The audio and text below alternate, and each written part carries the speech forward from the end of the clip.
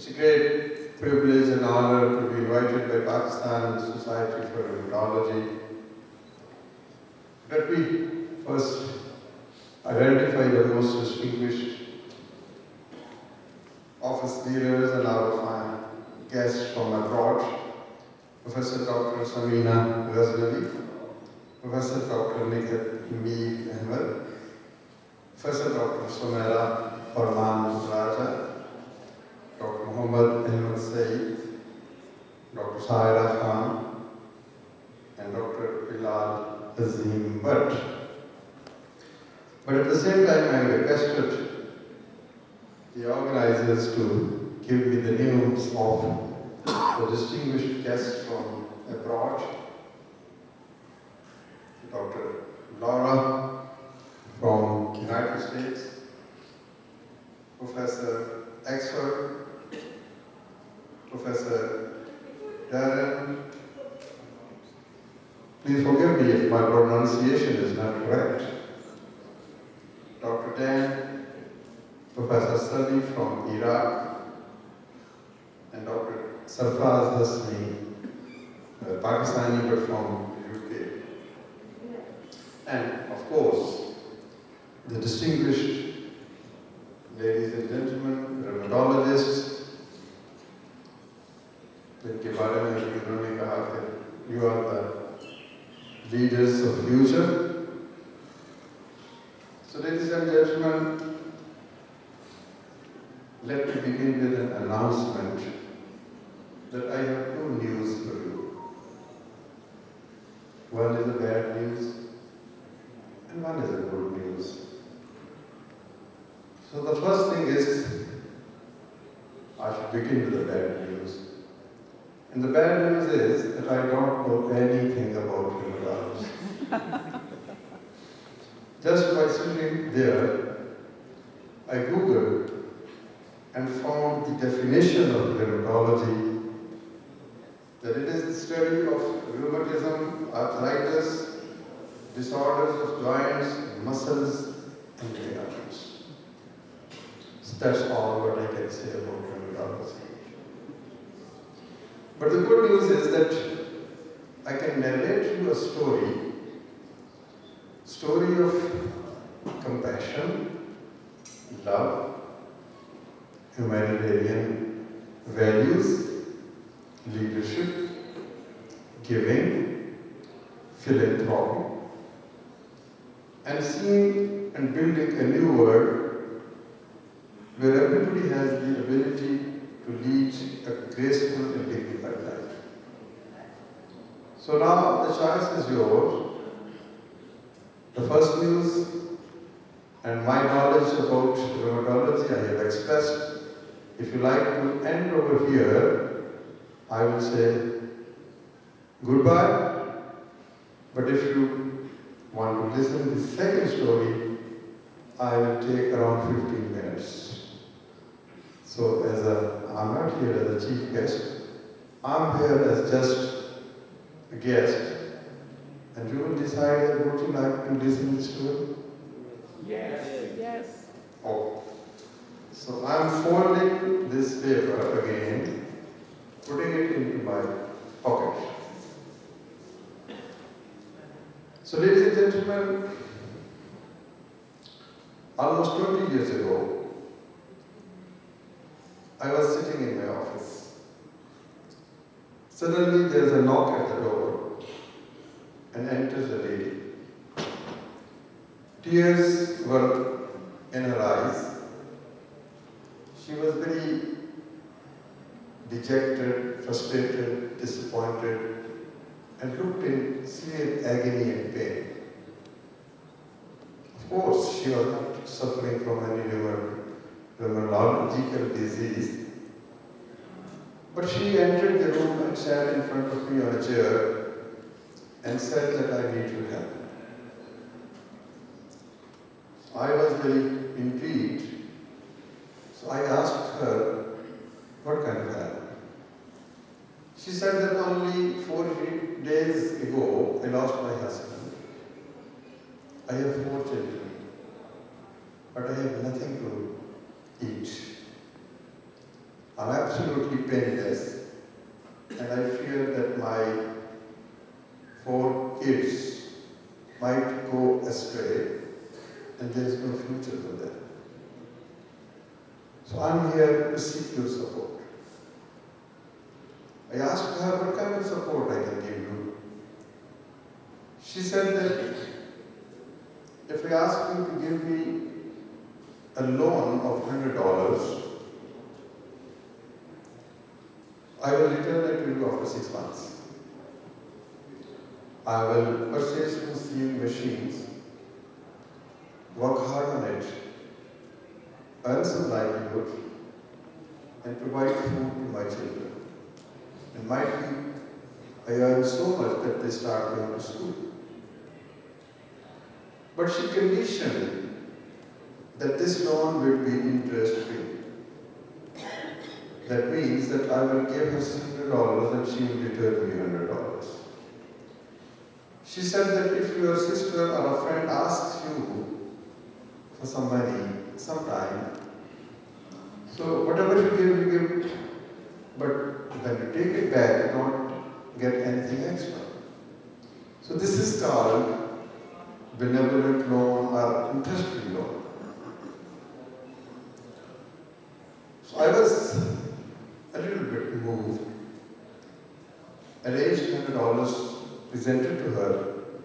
But in my mind, I was thinking that maybe this is a concocted story. But thanks God I believed her. She went back and said that I will come 6 months later. Within 3-4 days, I forgot the story. But she didn't. Exactly after 6 months, there was again a knock at the door of my office. The door opens, a lady enters. This time, no tears, no agony, no hopelessness, but a smile. She sat on the same chair and told her story again. She said that with your $100 I purchased as per promise 2 sewing machines, worked hard. God was very kind. I don't know how blessed your money was. That I earned so much that my children started having good food, good clothes, and they started going to school. I earned so much that I was able to marry one of my daughters with the income of those sewing machines. So now after 6 months, I'm here to return your money. She opened her wallet and then gave me that $100. I was again moved, a little bit ashamed that I thought that she would not come back. But she was brave enough, courageous enough. While returning the money, she said one thing. And that, what she said, changed my life and life of at least 5 million families, which means around 30 million people. She said that you gave me this $100, I worked hard, and now life looks beautiful. I feel that future of my children is secure. I'm returning this $100 to you with an advice that don't put this money back in your pocket. Give it to somebody else. Just like me. There are plenty of people who want to lead a dignified and a graceful life, who don't want to take charity, who don't believe in begging. So if you can give them these small loans, they can start a business. But those loans should be interest-free because because of their faith, they don't want to get indulged in any loan which is adulterated with interest at the cost of capital. That was a unique moment, a great moment. There are some moments in everybody's life which change the destiny. She went away, but I kept on thinking. And I thought that if I had many such $100, I can help many such people. And that will be my contribution to make this world a happy place to live in. I shared this story with a few of my friends and we gathered $2,000. I went to different localities in Lahore, the poorer areas, tried to identify people, men and women, who had some skills but lacked the capital, who wanted to live an honorable and dignified life, but they had no money. So we started giving these small interest-free loans to the poor people. And to my amazement, whomsoever we gave this money worked hard, returned money in time, and there was tremendous substantial change in their lives. So this is 2001. Today it is 2022. So that $100 started increasing. And the first loan, the number of loans started increasing. And with all humility, I'm extremely pleased to tell you that today, from $100, we have been able to disburse more than 1,000 million US dollars.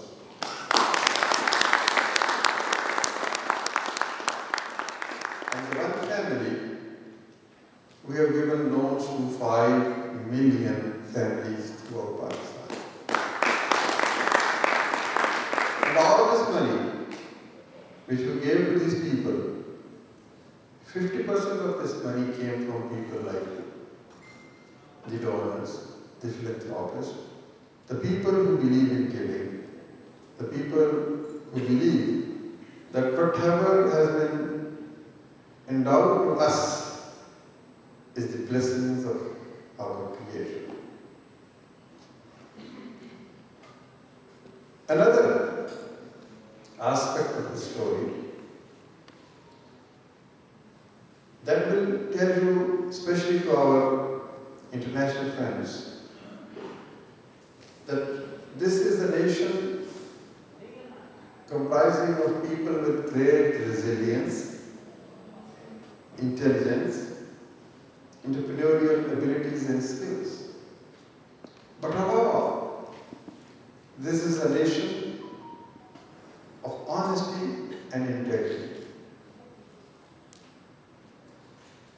You will be surprised to know that this 100 million US dollar, 1,000 million US dollars, which is those of Arab in Pakistani rupees, wouldn't you be surprised or shocked to know that our recovery percentage is 99.9?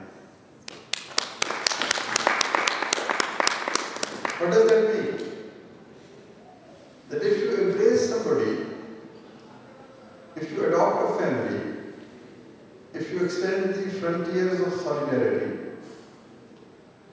if you make somebody your friend, your family, and without compromising self-respect, you give a small loan and give some inspiration and motivation to move ahead in life. So the result will be honesty, integrity, and poverty alleviation. So, the name of our organization is Fervor, and it draws inspiration from the teachings of Holy Prophet, peace be upon him. In fact, the story goes back 1500 years ago, when our Holy Prophet migrated from one city named Makkah to another city named Medina because of the persecution of the people living in Makkah. So when he migrated from one city to another city, he was accompanied by his friends who got poor because of this journey. So in new city, he presented, peace be upon him, a new idea. He said the residents of the new city, which was the Medinites, he called them Ansars, or helpers. So he said one citizen of Medina should have a bond of love and solidarity with one citizen of Makkah who has come to new city. So this was called brotherhood. So one family adopting one family. So within a very short span of time, all those people who had migrated and became poor, they became successful traders and merchants. Drawing from the same spirit, we say that brotherhood was not just an isolated incident in history, it is in fact a message. That if there are two kinds of people in a society, haves and have-nots, and if we are able to create a bond of love and solidarity between these two sections of society, we can alleviate suffering and poverty. If there are 8 billion people in this world, 4 billion live in less than $2 a day. That means they are denied of basic necessities of life, education, health, shelter. And 4 billion people are prosperous, rich. So if this 4 billion adopt these 4 billion, not as beggars, but as friends, as brothers, so we can have a better world around us. People say to me that you are very idealistic. It can't happen. But for me, life is the pursuit of idealism. It happens or it doesn't happen. That matters little for me. What matters for me is that when I will go before my Creator, He will not ask me that what kind of world you have made when you are living there.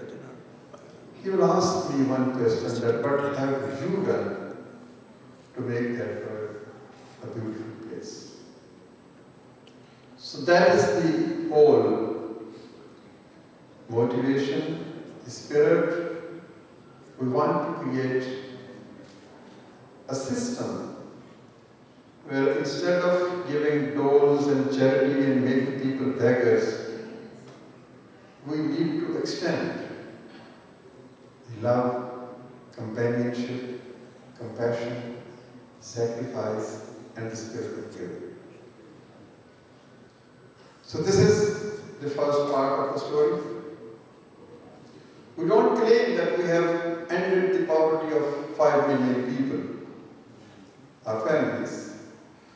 But with all humility, we claim that these 5 million people have started thinking that they are not alone in their struggle against poverty.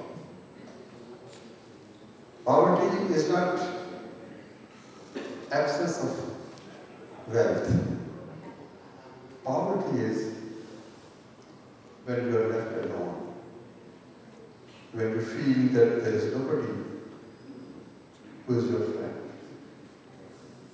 So if you need to create an inclusive society, it means political inclusion, social inclusion, financial inclusion, then we must transcend our own dreams and try to hold hand of one family, two families, whatever our resources are, and make them self-reliant. Show them the way to work hard. That will help them to send their children to school. And that's the way you can ensure peace and prosperity in the world. The first chapter of story ends. Few minutes I will take more. After 10 years, when we were able to establish this unique system, because in this materialistic world, in this world full of capitalism and market economy, talking of interest-free loan is something very, very unique and different. And people generally don't believe in it. But after 10 years, we started thinking that if loans can be given without interest, education can be given without fee. Today, what happens? The best schools in Pakistan, and of course in the United States, UK, Iraq, they ask the students to deposit $100,000, $200,000, $300,000 in the bank, get a receipt, and by showing that receipt, they are allowed to enter the classroom. Fine. Who can afford? Obviously good. But if there is a brilliant boy or a girl whose family can't afford, so despite his brilliance, he can't go to a university. So this is not his loss only, this is the loss of whole society. That we are being deprived of the brilliance, might be a genius. So here again, as an entrepreneur, we did a different thing. Entrepreneur is somebody who creates value by doing something which are not very usual, run of the way. So we started thinking of establishing a university. And we said that instead of paying money first and going to classroom next, we will reverse it. Go to classroom, get your education, and pay your fee after 10 years or 20 years, whenever you are able to pay it. And that fee will not go to our pocket, but we will take that fee after 20 years to educate another student. So instead of a vicious cycle, we thought of creating a virtuous cycle. So that's when we laid the foundation of Ahobot University. How was it built? When we started building the infrastructure, we had no money at all. We had decided not to take any money from the state or from any international donor. We decided that this university will be built by the poor people of Pakistan. So we launched a campaign and called it Buy a Brick, Build a University. We said that buy a brick of 1,000 rupees, which is around $10 at that time. So we were able to sell 500,000 bricks, 10,000 each. Two people purchased one big brick, few 10, few 100, few 200. The most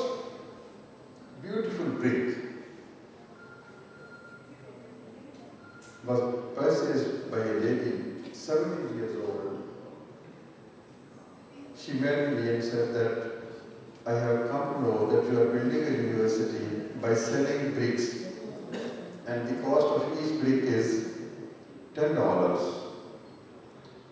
I'm a poor lady, 70 years old, but I believe in your vision because you are building an institution for the poor. I don't have $10. I have only $5. Can I buy half brick? Because I also want to contribute and build this nation.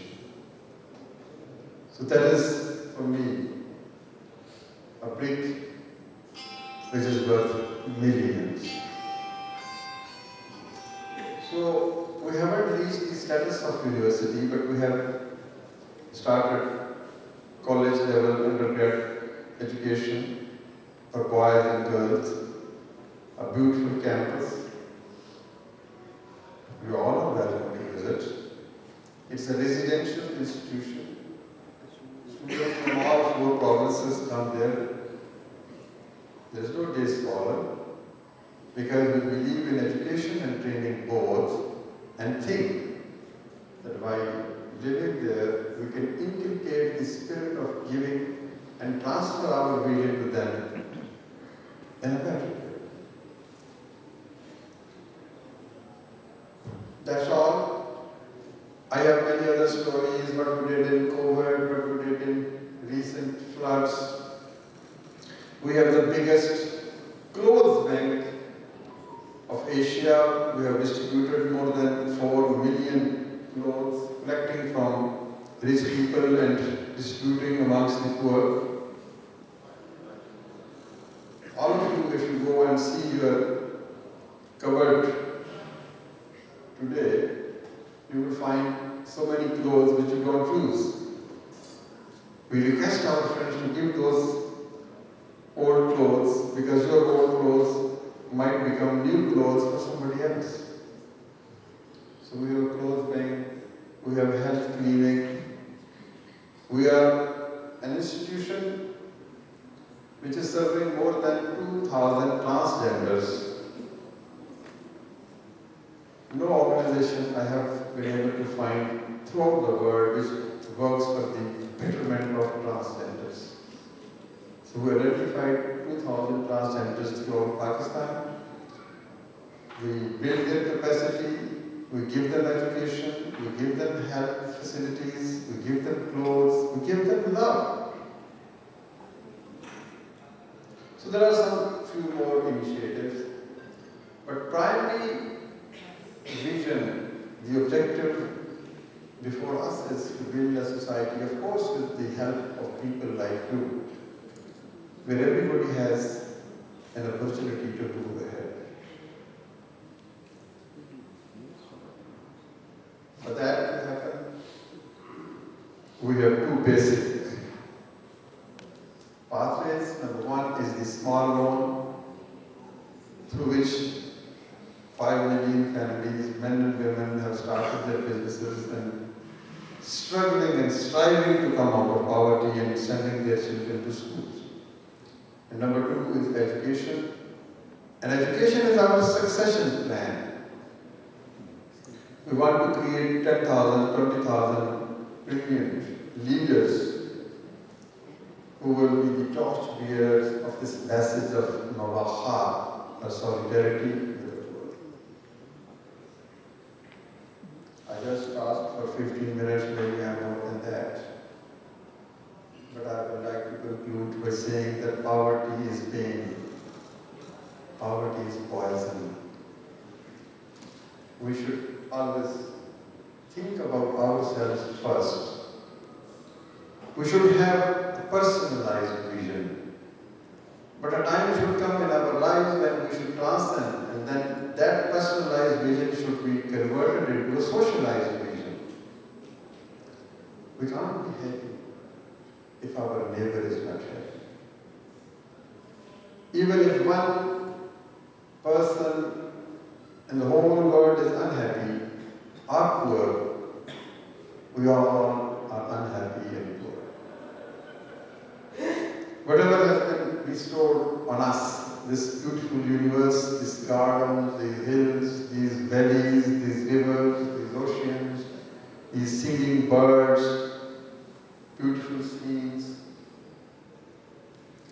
This is blessing of God. And as a creator, one day you will ask that, now you have come back to me. Do you have something to show me? What have you brought for me? So this whole effort is finding the answer to that question. I'm extremely grateful, honored that you listened to bad news, sustained that, and the good news which I wanted to share. Let me say that it's a wonderful audience. Your eye contact and your silence, your attention, that inspired me to speak my heart. So ladies and gentlemen, this is the good story. Basically, all human beings are good. We must believe in goodness. We must be willing to share whatever we have with those who don't have anything. So I wish you a great success. I'm told that there are only 100 rheumatologists. You at least need 2,500.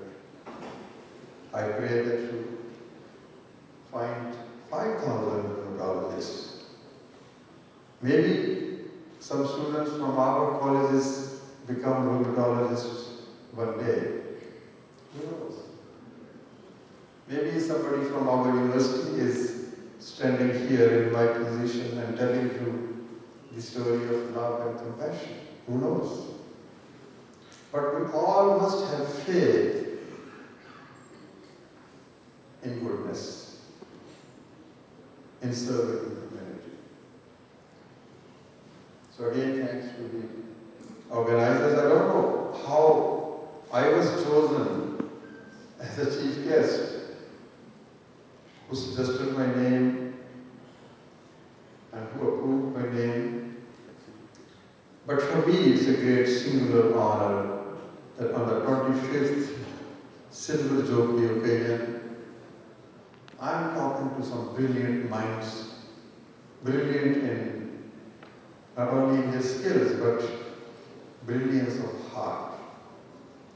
And thank you very much, the guests from abroad. You came to Pakistan, this is an honor and privilege. Mostly people don't come to Pakistan, but once they come again and again. I wish and pray and expect and hope that you will come again. And maybe at that point, I will be able to tell you that from 5 million we have reached 10 million families. But for that to happen, I need the support of all great people sitting under this roof. Thank you.